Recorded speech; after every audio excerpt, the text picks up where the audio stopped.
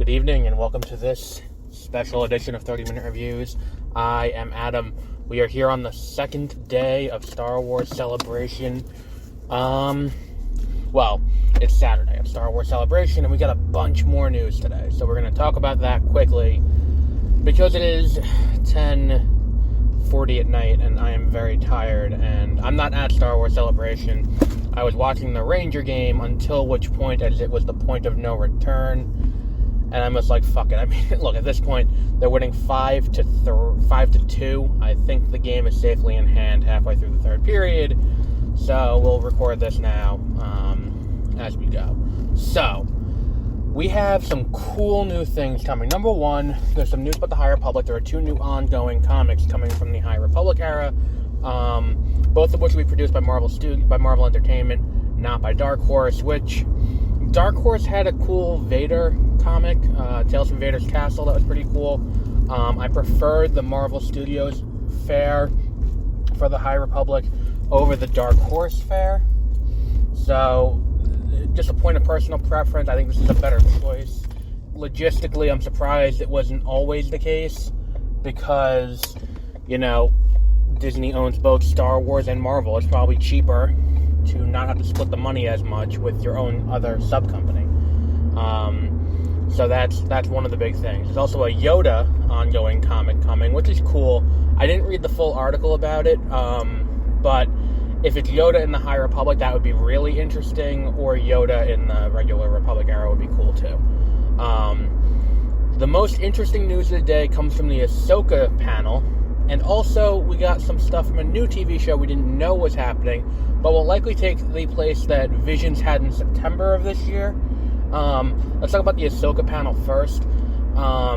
At the Ahsoka panel, they confirmed that basically the entire cast of Rebels is coming back for Ahsoka. And when I say the entire cast of Rebels, I mean all of the main characters will be returning for Ahsoka. We already knew one of them, one of the actresses, I don't remember her name, I should have written it down, but she'll be playing Sabine. But they also confirmed that Hera will be in the show, and they also confirmed that Ezra will be in the show. No word on casting on those two characters yet, but considering that show will be in production soon, I don't see a world where we don't find that out in advance. Granted, also, thinking about the other shows that we've had, and how much has been kept a secret, it is very possible we don't find out until the show comes out who's playing what roles. Major roles like Thrawn, I don't think we miss out finding out who's playing Thrawn. I still would say Benedict Cumberbatch would be my choice for Thrawn. I think that would be the best way to go with this. But look, they know what they're doing. It's a weird situation to be in where we're casting these characters because, usually with Star Wars, they pick unknowns to play characters who aren't really, there. Where it's when the prequels happened, they needed to cast Obi-Wan Kenobi, but young Obi-Wan Kenobi, they needed to cast young Anakin Skywalker, but Anakin was 9. So that needed to happen. When it came to picking the older version, that was still kind of, the same thing, but they still picked younger actors who were relatively unknown at the time. Ewan McGregor was just reprising from Phantom Menace, but at the same time, I don't think that Hayden Christensen had quite broken onto the scene in a major way when Attack of the Clones had come out. So all of that's kind of cool. And then which leads into the next news. Now, they announced a new TV show. It's an animated TV show that will be coming out this year, by the end of the year, called Tales of the Jedi. And it is going to feature a bunch of characters that we know and love from around the prequel era of Star Wars, which is great. Because if I have one major complaint about the Disney era, it's that the prequel era has been completely ignored. And it's one of those things where it's the prequels are near and dear to me, probably for the same reason why older fans are so thrilled with the original. I mean, the original trilogy is great, don't get me wrong, but older fans don't quite gel with the prequels in the same way I do. I was also a kid when they came out. Like in 2002, I was 7 years old. Like, it's not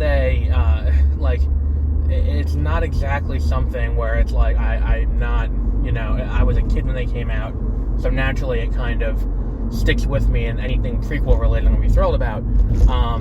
And I think that seeing these movies, this era come, writ large, is going to be interesting for me at least.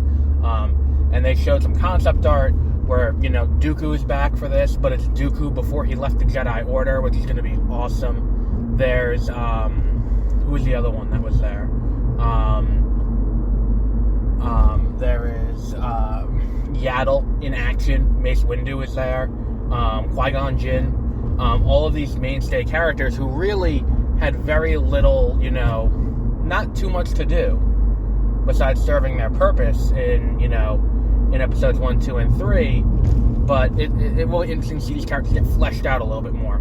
There was also the announcement of Jedi Fallen, or Star Wars Jedi Survivor, the sequel to Jedi Fallen Order, which hopefully will be great. Fallen Order was really fun, and I really liked that game a lot, so hopefully the sequel can live up to the expectations set by the first one. And then, finally, there is a further explainer about the next movie. Maybe I misreported it last time. The new report, as being stated, is that the next movie, which is Taika Waititi's movie, will be set in the sequel era. And that's where they're really committed to telling stories in the sequel era, which logistically makes sense. Because either you'd have to do sequel era, or you'd have to do distant prequel era, like before the prequels. And the rationale for that is, people are getting old. Like, we can tell the story of Obi-Wan because we're at the point now where Ewan McGregor's old enough to do that. If we're not going to recast, we can't keep doing these things. So, putting Ewan McGregor there where it makes sense. If we're going to do another movie, it's got to be either before or after, so that way we can either use characters from the sequels, like Poe and Finn and Rey, or we, start before that, and then recast with all new people. But that would be the thing that I would, it makes the most logistical sense, and I don't know why this wasn't seen further. I also don't know why this is exactly a huge, deal for people. Because it just makes sense. It's just logically the thing that makes the most sense on how you would do this kind of situation. So yeah. So we'll wrap up there for today. That is all the latest Star Wars news. And if anything comes out of Star Wars Celebration tomorrow, we will be doing a wrap-up of that as well. So we'll wrap up there for today. And until our next episode, whatever news that may be, whenever that happens, have a great rest of your week.